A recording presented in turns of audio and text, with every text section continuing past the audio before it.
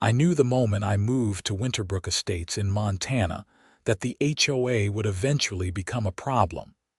But I never imagined they would cost themselves thousands of dollars just to prove a point about my snow fence.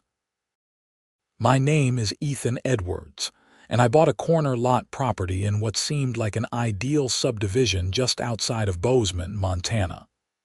The house was perfect, the price was right, and the mountain views were spectacular. What I didn't fully appreciate during my summer house hunting was just how brutal the winters could be, and more importantly, how the specific geography of my corner lot made it a collection point for massive snow drifts. The previous owner had warned me about it during the inspection. Old Mr. Patterson had lived there for 15 years and knew exactly what happened every winter when the wind whipped down from the north. He showed me photos of snow drifts that reached 8 feet high, completely burying the fence line and extending well into the shared parking area where visitors to the subdivision typically parked. 4 spaces sat directly adjacent to my property line, and every single winter, those spaces became unusable for months. Mr. Patterson had erected a snow fence each October, taking it down in April. The orange plastic barrier stood about 4 feet high and ran along the northern edge of his property, about 15 feet back from the actual property line. It was ugly as sin.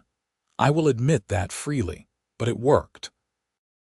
The fence caught the blowing snow before it could accumulate into those massive drifts, distributing it more evenly across his back acre instead of piling it all in one dangerous spot. When I moved in during August, I paid attention to Mr. Patterson's advice. He even left me his old snow fence rolled up in the garage, though I decided to buy a new one since his was pretty worn out. I ordered a commercial-grade snow fence in late September, spending about $300 on quality materials that would last several seasons. October rolled around, and I spent a Saturday afternoon installing the fence exactly where Mr. Patterson had placed his. I used sturdy wooden posts sunk 2 feet into the ground, making sure the whole thing could withstand the fierce Montana winds. I stepped back when I finished, admiring my work. It was not pretty, but neither were 8-foot snow drifts that rendered a quarter of the visitor parking unusable. That is when I met Deborah Henderson. Deborah was the HOA president, a position she had held for 6 consecutive years according to my neighbor Tom. She was probably in her mid-50s, with the kind of haircut that screamed, "I demand to speak to your manager," and a perpetually pinched expression like she smelled something unpleasant. She drove a white Lexus SUV with a custom license plate that read HOPRES, which should have been my first warning sign. She knocked on my door 2 days after I installed the fence. I answered to find her standing on my porch with a clipboard, which is never a good sign. "Mr. Edwards, I presume," she said without introduction. "That is me. Can I help you? I am Deborah Henderson, president of the Winterbrook Estates HOA board. I am here about the unsightly orange barrier you have erected on your property." I leaned against the doorframe. "You mean the snow fence? If that is what you call it, yes. It is in violation of our community standards and needs to be removed immediately." I had read the HOA bylaws before purchasing the property. I am not an idiot. I reviewed the community guidelines pretty thoroughly. "There is nothing prohibiting temporary snow fences." Deborah's lips pursed even tighter. Section 7, Paragraph 3 clearly states that no temporary structures may be erected without prior board approval. A snow fence is not a structure, it is a safety barrier. The previous owner had one in the same spot for 15 years. Mr. Patterson was frequently in violation of various guidelines, Deborah said, her tone suggesting this was a sore subject. "We are under new management, so to speak. I was elected president 4 years ago, and we have been working diligently to improve the aesthetic standards of this community. That fence is an eyesore and must go. Have you lived through a winter here? I asked. You know what happens to those parking spaces when the snow drifts pile up? I have been a resident of Winterbrook Estates for 8 years, Mr. Edwards. I am well aware of our weather patterns. The snow is a natural occurrence, and we manage it with our contracted snow removal service. Snow removal cannot do anything about 8-foot drifts created by wind. That is basic physics and geography. The fence prevents the drift from forming in the first place. Deborah made a notation on her clipboard. Regardless of your reasoning, the fence violates community standards. You have 1 week to remove it, or the board will begin assessing fines. $50 per day until compliance is achieved. This is ridiculous, I said, feeling my temper rise. I am preventing a legitimate problem. The only problem I see is a resident who thinks rules do not apply to him, Deborah replied. 1 week, Mr. Edwards. She turned and walked back to her Lexus, leaving me standing there trying to process what had just happened. I called Mr. Patterson that evening. He laughed, but it was not a happy sound. Let me guess, he said. Deborah found your snow fence. How did she never fine you? Oh, she tried. Every single year after she became president. I told her the same thing each time, that she could fine me all she wanted, but I was not paying and she could take me to court if she felt that strongly about it. She never did, probably because she knew any judge would laugh her out of the courtroom. So you just ignored the fines. Every single one. I kept the notices in a folder, had about 40 of them by the time I moved. The thing is, Ethan, Deborah never actually experienced what happens to those parking spaces. She lives on the other side of the subdivision in one of the houses with attached garages. She has never had to park in visitor parking during winter. She has never seen someone's car completely buried by a drift. She just sees something she considers ugly and wants it gone. What do I do? That is up to you, son. You can take the fence down and let nature take its course, or you can stand your ground like I did. Either way, document everything. Take pictures, save every email and letter, keep records. If this goes legal, you want ammunition. I thanked him and hung up, then spent the next hour taking detailed photographs of my snow fence installation, the surrounding area, and the visitor parking spaces. I measured distances and made notes about the property lines and placement. If Deborah wanted a fight, I would be prepared. The first fine notice arrived exactly 1 week later. It was a formal letter on HOA letterhead, informing me that I was in violation of community standards and would be assessed $50 per day starting immediately. The letter included a reference to Section 7, Paragraph 3, and threatened additional legal action if I did not comply. I wrote a response explaining the safety purpose of the snow fence and citing my right to protect my property and the community from preventable hazards. I referenced Mr. Patterson's 15-year precedent and requested a formal hearing with the full board to discuss the matter. Deborah's response came 2 days later. Your hearing request is noted. The next board meeting is scheduled for November 15th. Fines will continue to accrue until compliance is achieved. November in Montana brought the first serious snows. We had a few dustings in late October, but the first real storm hit on November 8th. 6 inches of wet, heavy snow fell overnight, followed by strong winds from the north. I watched from my window as the wind pushed and swirled the snow, and I could see my snow fence doing exactly what it was supposed to do. The blowing snow hit the orange barrier and dropped on my property, distributing itself across my back acre instead of funneling toward the parking area. The visitor parking spaces remained clear and usable after the snow removal service came through.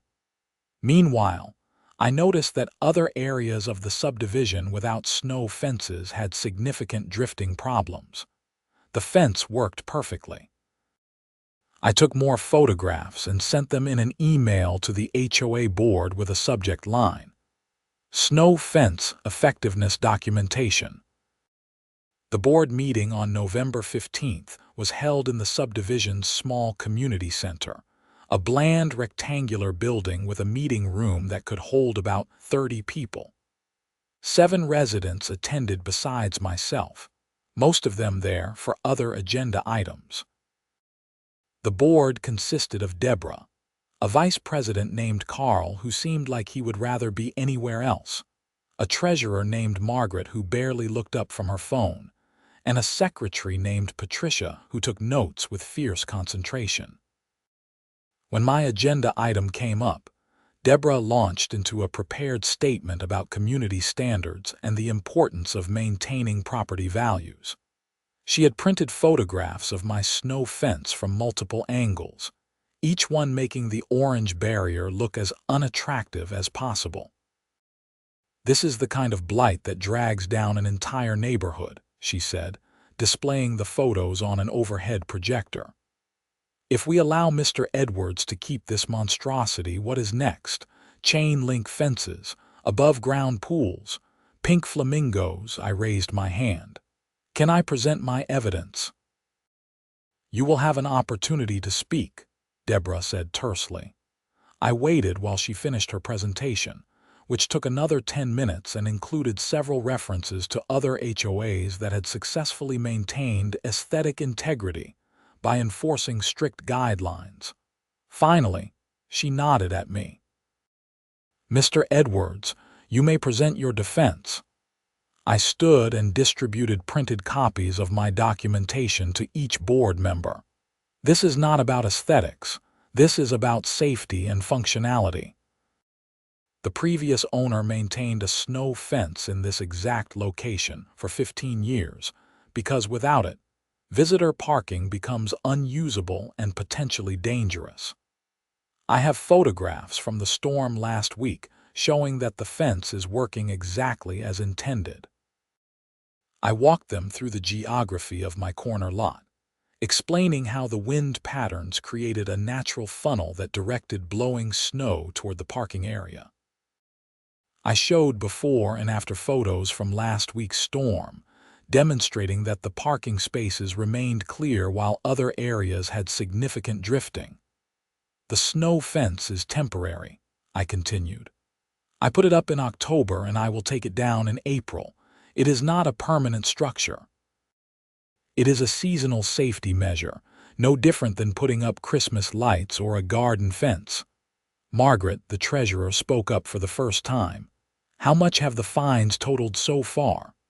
"According to my records, you have assessed $2,100, I said. "That seems excessive," Margaret said, looking at Deborah. "Rules are rules," Deborah replied. "If we make exceptions, the entire system breaks down." Carl, the vice president, cleared his throat. "I actually remember the parking situation from previous winters. It was pretty bad. I had relatives visiting over Christmas a few years ago, and their car got stuck in a drift in that exact area. Took 3 of us an hour to dig it out." "That is what the snow removal service is for," Deborah said. "Snow removal cannot control wind drifts," I interjected. "That is the whole point." The board discussed the matter for another 20 minutes while I sat and listened. Patricia, the secretary, asked several practical questions about the fence installation and maintenance.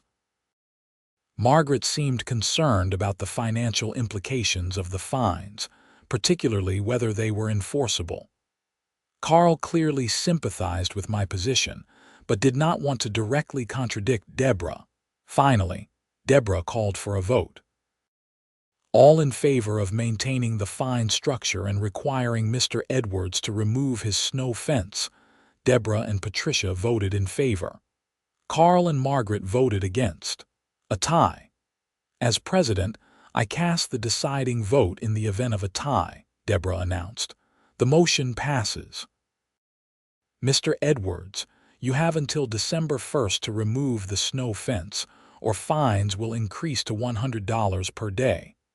I stood up, gathering my materials. "I am not removing the fence.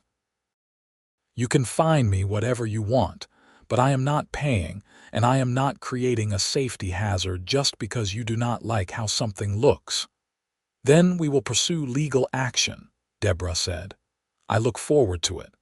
I walked out of the meeting feeling angry but resolved. If Deborah wanted to make this a legal battle, I had documentation that would support my case. More importantly, winter was just getting started, and I had a feeling Mother Nature was about to prove my point better than any lawyer could. November gave way to December, and the storms became more frequent and more intense. We had 3 significant snowfalls in the first 2 weeks of December alone. Each time, my snow fence performed exactly as designed, catching and distributing the snow before it could form dangerous drifts near the parking area. The fines continued to arrive.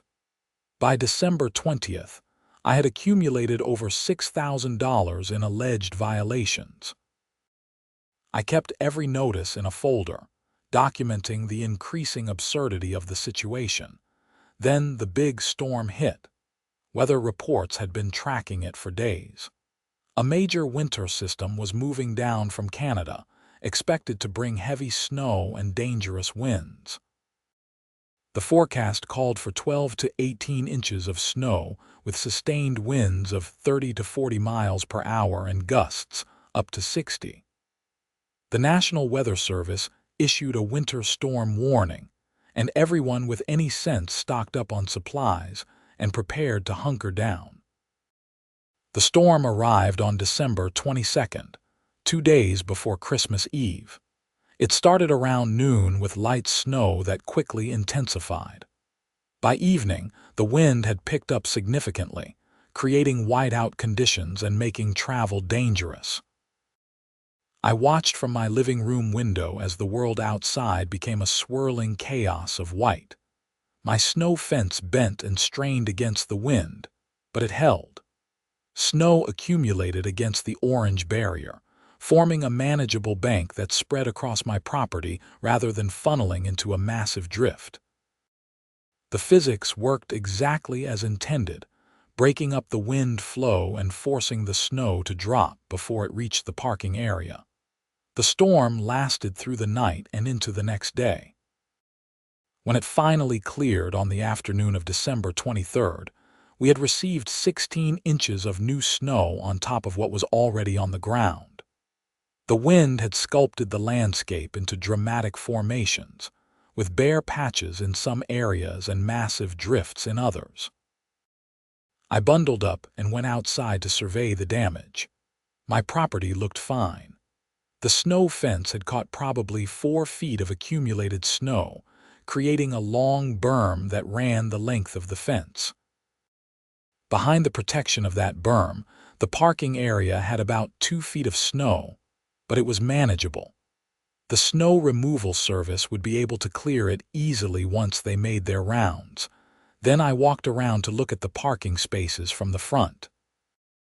Without the snow fence to break up the wind flow, the natural geography had done exactly what I had warned about. The blowing snow had funneled directly into the visitor parking area, creating a massive drift that completely buried all 4 parking spaces. The drift was at least 8 feet high at its peak, a solid wall of wind-packed snow that would require serious equipment to remove. But it was worse than just a big drift. 4 cars were buried in it. I walked closer, trying to see through the irregular surface of the drift. I could make out the vague shapes of vehicles completely entombed in snow. Someone had parked in those spaces before the storm hit, and now their cars were gone, swallowed by the exact problem I had been trying to prevent. I pulled out my phone and started taking photographs, documenting everything from multiple angles. This was exactly what I had warned the HOA about. This was the preventable disaster that my snow fence had been protecting against. I was still taking photos when Tom, my neighbor, came trudging through the snow. "Unbelievable," he said, staring at the buried cars. "I tried to warn them." "Who do the cars belong to?" "Holiday visitors, from what I understand. That blue sedan belongs to someone visiting the Kramers. The SUV is from the Martinez family's relatives. Not sure about the other two, but I think they are all people here for Christmas. They are going to need a front loader to dig those out. At least, that snow is packed solid, probably weighs thousands of pounds." Tom shook his head. "Your fence would have prevented this entirely. Try telling that to Deborah." "Oh, she knows. Carl called her about an hour ago. She is claiming this is not her problem because the cars were parked at the owner's risk." I felt my anger rising again. Those spaces are part of the community infrastructure. The HOA has a responsibility to maintain safe conditions. You are preaching to the choir, buddy, but Deborah is not going to admit she was wrong. She will find some way to spin this as your fault. Tom was right. About an hour later, after the car owners had discovered their buried vehicles and started making phone calls, Deborah showed up. She drove slowly through the cleared main road, parked her Lexus at a safe distance, and walked over to inspect the situation.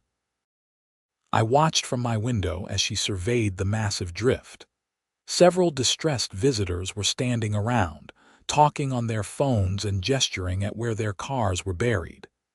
Deborah spent a few minutes listening to them, then pulled out her phone and made several calls of her own. 20 minutes later, she knocked on my door. "Mr. Edwards, we need to discuss this situation." "What situation?" I asked, though I knew exactly what she meant. "The parking area. There are 4 vehicles buried in snow because of the drift." "Yes, I noticed." "That is exactly what I warned the board would happen without the snow fence." Deborah's face flushed. "If you had not installed that unapproved fence in the first place, we could have taken appropriate preventive measures." "That is nonsense, and you know it." "Mr. Patterson had a fence in the same spot for 15 years. The one winter he did not have it, the same thing happened. I have been preventing this exact problem, and you forced me to create it instead." "You were not forced to do anything. You chose to violate community guidelines." "I chose to protect community property and safety. You chose aesthetics over functionality, and now 4 cars are buried under tons of snow. How much do you think it is going to cost to extract them? How much damage has the weight of that snow already done?" "What happens when those car owners sue the HOA for negligence?" That last question hit home. I saw Deborah's expression change, a flicker of worry breaking through her righteous indignation. "The HOA is not liable for weather events," she said, but she sounded less certain. "The HOA is absolutely liable when a board member was specifically warned about a preventable hazard and chose to eliminate the protection against it. I documented everything, Deborah. Every email, every fine notice, every photograph. I have proof that I warned you this would happen and proof that you ignored the warning. You are the one who violated the guidelines. Take me to court then.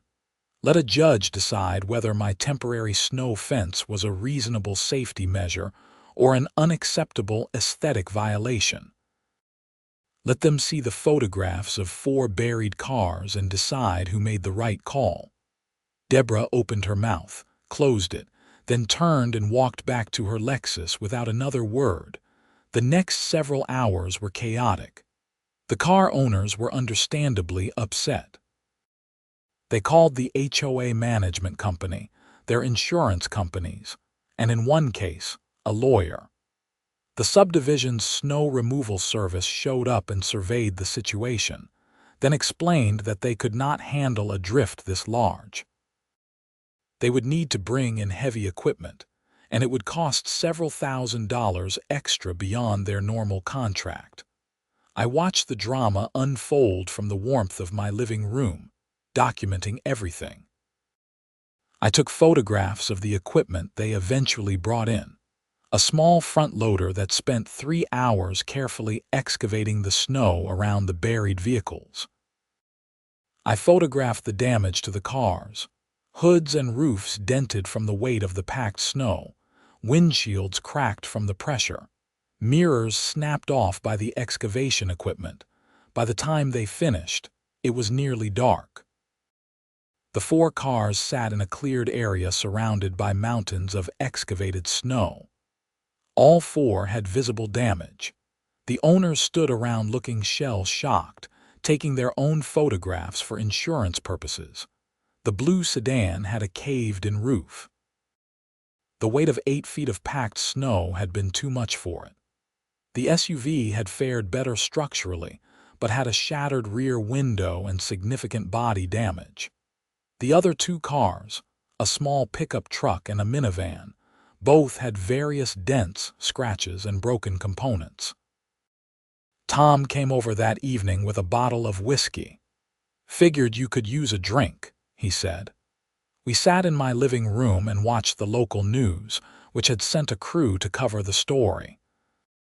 The reporter stood in front of the massive excavated drift, explaining how unusual weather patterns and wind conditions had created the dangerous situation. They interviewed one of the car owners, a middle-aged man who explained he was visiting his daughter for Christmas, and now his vehicle was probably totaled. "You think they will come after you?" Tom asked, the car owners. "Maybe, but they should be coming after the HOA. Deborah created this situation by removing the protection that was in place. She did not remove anything. She just fined you. Same result. She eliminated the safety measure through coercion. That is negligence at minimum, possibly something worse depending on how a lawyer wants to frame it." My prediction proved accurate. By December 27th, 3 of the 4 car owners had retained lawyers and filed claims against the HOA. The 4th filed a claim with the HOA's insurance company directly. All of them were seeking compensation for vehicle damage, alternative transportation costs, and in one case, emotional distress from having their Christmas vacation ruined. I received a letter from one of the lawyers asking for my testimony and any documentation I had regarding the snow fence dispute. I called the number on the letterhead and spoke with an attorney named Richard Morrison. "Mr. Edwards, thank you for calling back. I represent the Kramer family visitors, whose sedan was destroyed in the drift. I understand you had warned the HOA this could happen." "Extensively," I said. "I have documentation going back to October. The previous owner maintained a snow fence for 15 years specifically to prevent this problem. The HOA president forced me to remove mine against my explicit warnings. Actually, my understanding is that you did not remove the fence, correct?" I refused to remove it and accepted the fines instead. But then the big storm hit before the board meeting where they threatened to increase the fines. The fence was still in place during the storm, which is why my property is fine and only that specific parking area had the massive drift problem. There was a pause on the line. "I am confused. If your fence was still in place, how did the cars get buried?" I realized I had not explained the geography clearly. "My fence protects my property line and the immediate area behind it. But because the fence was only on my property, it created a wind flow pattern that pushed the drifting snow to the side, where those parking spaces are located. If the HOA had been smart, they would have erected their own snow fence on the community property adjacent to mine, creating a complete barrier. Instead, they fought against the fence entirely, and the result was a concentrated drift in the exact spot where people park." "So your fence actually made it worse?" "No," I said firmly. "The natural geography made it worse. Without any fence at all, like when Mr. Patterson did not have his up one year, the entire area gets drifted. With a fence only on my property, my area is protected, but the adjacent space is not. The solution is more fencing, not less. But the HOA refused to consider it because Deborah thinks snow fences are ugly. I see. Would you be willing to provide your documentation and potentially testify? Absolutely. But I want immunity from any claims suggesting my fence caused the problem. The HOA had months to address this properly and chose to fight me instead. I cannot promise anything, but given what you have told me, you are more likely to be a witness than a defendant. The HOA's negligence seems pretty clear. We talked for another 15 minutes and I agreed to send him all my documentation. After I hung up, I spent 2 hours compiling everything into a detailed timeline. The dates I installed the fence, every warning I had given, every fine notice, every board meeting, every photograph. I created a comprehensive package that told the complete story of the HOA's stubborn refusal to prioritize safety over aesthetics. The other lawyers contacted me over the next few days, and I provided them all with the same information. Word spread through the subdivision quickly. Other residents who had been frustrated with Deborah's authoritarian management style started speaking up. I learned that I was not the only one who had been fined for minor violations. Someone had been cited for having the wrong shade of beige on their mailbox.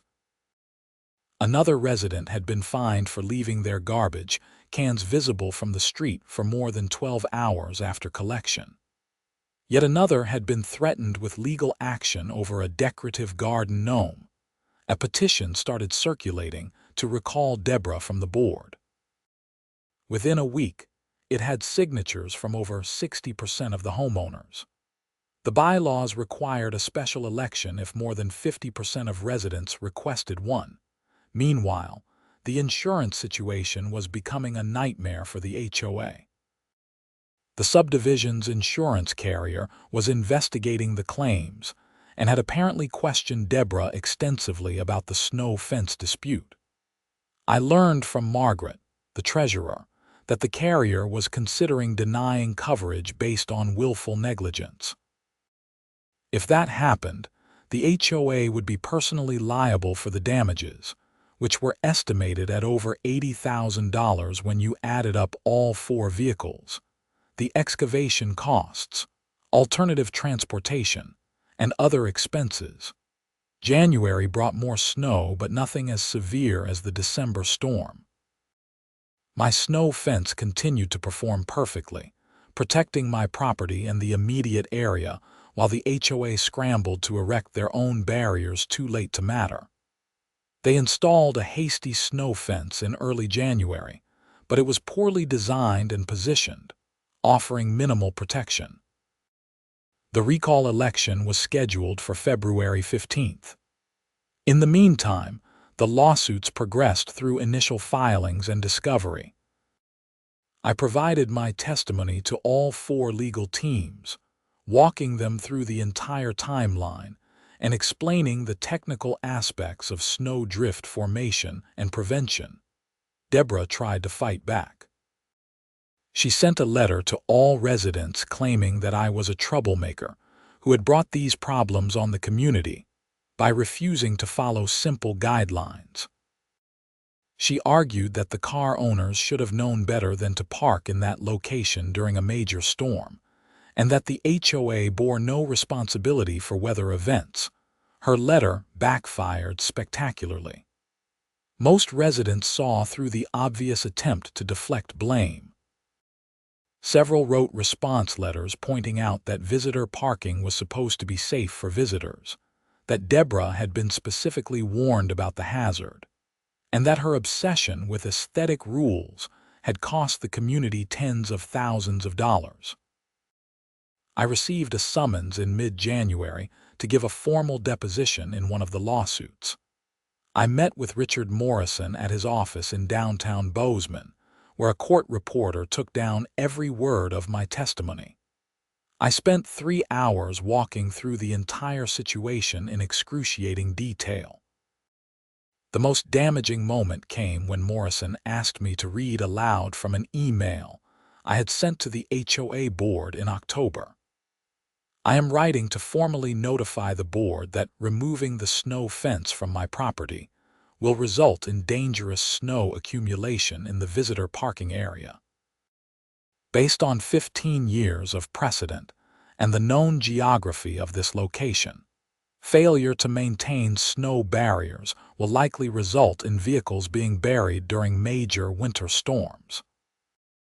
I urge the board to reconsider this decision and either approve my fence or erect community fencing to address this serious safety concern." "And how did the board respond to this email?" Morrison asked. Deborah Henderson responded that aesthetic guidelines took precedence over hypothetical concerns, and that the fines would continue until I complied. "Did you comply?" "No. I maintained the fence because I believed removing it would create a genuine safety hazard." "And what happened during the December 22nd storm?" "Exactly what I predicted. 4 cars were buried under a massive snow drift in the visitor parking area. Morrison had me walk through my photographs, comparing images of my protected property with images of the demolished parking area. The visual evidence was damning. Anyone looking at the photos could see the clear line where my snow fence had worked and where the unprotected area had failed." The deposition concluded with Morrison asking whether I had any financial interest in snow fence manufacturing or installation. "None whatsoever," I said. "I am a software engineer. I installed the fence because the previous owner warned me what would happen if I did not, and because basic physics and common sense indicated it was necessary." February 15th arrived with the special recall election. The vote was not close. Deborah was removed from the board by a margin of 73% to 27%. Carl was voted in as the new president, with Margaret remaining as treasurer. 2 new board members were elected, both of whom ran on platforms of common sense management and ending the culture of petty enforcement. One of Carl's first acts as president was to formally revoke all fines assessed against me for the snow fence. The total had reached nearly $9,000, money I had never paid and never intended to pay. Carl sent me a letter apologizing for the situation and thanking me for maintaining the safety barrier despite the board's opposition. The lawsuit settled in March. The HOA's insurance carrier ultimately agreed to cover the claims under the threat of a bad faith lawsuit. The total payout was $76,000 divided among the 4 car owners. The insurance carrier immediately dropped the HOA's coverage and placed them on a list of high-risk clients. Finding new insurance cost the HOA an additional $12,000 in increased premiums for the first year. Deborah attempted to sue me personally, claiming that my refusal to follow the rules had caused the entire situation. Her lawsuit was dismissed with prejudice in April, with the judge noting that my actions had actually prevented additional damage and that the HOA's refusal to address a known safety hazard constituted clear negligence. The judge ordered Deborah to pay my legal fees, which totaled about $8,000. But the story did not end there. In May, the Montana Attorney General's office opened an investigation into Deborah's management of HOA finances. It turned out that during her 6 years as president, she had been systematically embezzling money from the Community Reserve Fund. She had been covering it up by assessing excessive fines and fees against residents, using the inflated income to mask the missing reserves. The scheme unraveled when Margaret, the treasurer, conducted a thorough audit after taking over as interim manager following Deborah's removal. Margaret discovered numerous irregularities: checks written to fake vendors, transfers to accounts Deborah controlled, reimbursements for expenses that were never incurred. The total theft was estimated at over $120,000. In July, Deborah was arrested and charged with embezzlement, fraud, and theft by deception. The arrest made the local news, with footage of her being walked out of her house in handcuffs while her neighbors watched. I felt a grim satisfaction seeing the woman who had caused so much trouble finally facing consequences for her actions. The legal process moved slowly, but by October, Deborah had pleaded guilty to multiple felony counts. She was sentenced to 5 years in prison and ordered to pay full restitution to the HOA. Since she had spent most of the stolen money and had minimal assets, the HOA would be unlikely to recover much of it. The community faced special assessments to rebuild the depleted reserves. Through all of this, I maintained my snow fence. When October rolled around again, I put up the same barrier in the same location.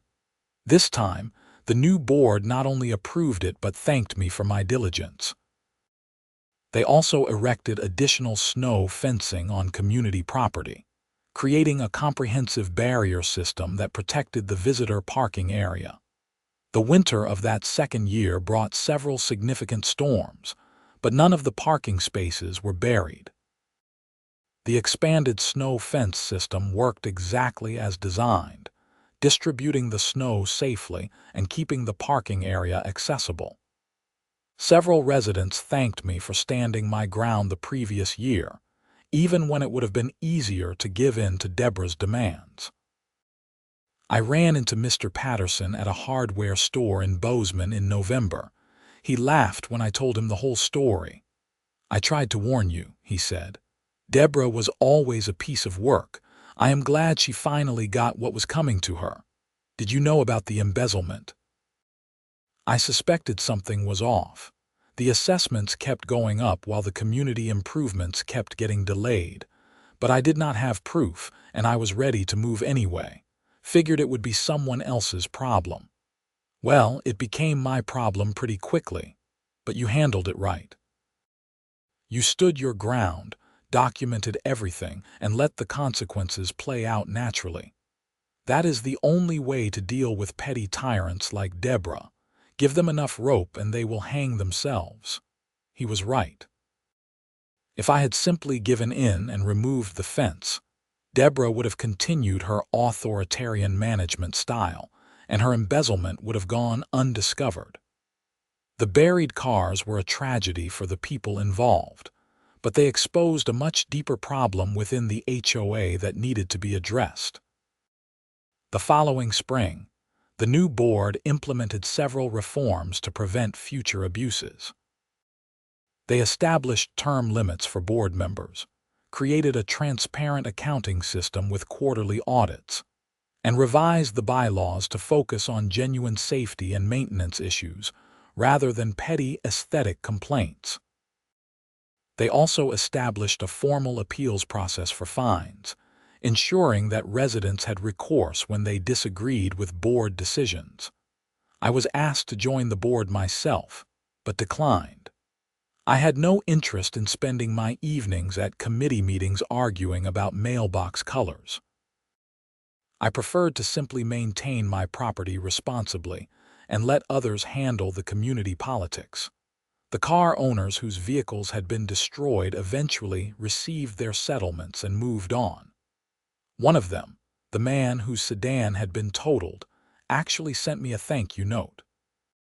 He explained that, while the situation had been frustrating at the time, the settlement had allowed him to buy a better vehicle, and he appreciated that I had tried to prevent the problem in the first place.